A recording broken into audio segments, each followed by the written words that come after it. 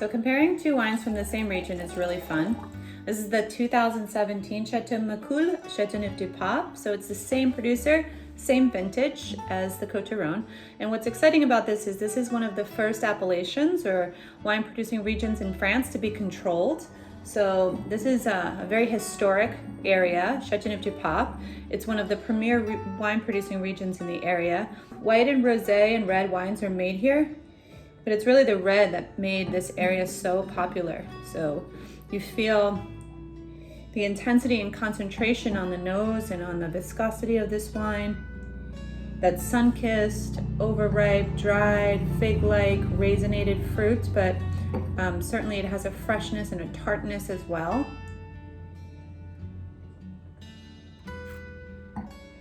The wine lingers so long and is really concentrated and has a ton of spice. This white pepper, black pepper, red pepper, a lot of garrigue, a lot of herbal qualities. Has a slight gamey note to it too, and a smoky, meaty, almost like a really good piece of like, you know, gamey meat. Has also a really great texture and concentration and a mouthful that is intense, but at the same time super smooth. And long after you've swallowed, you're still tasting this wine.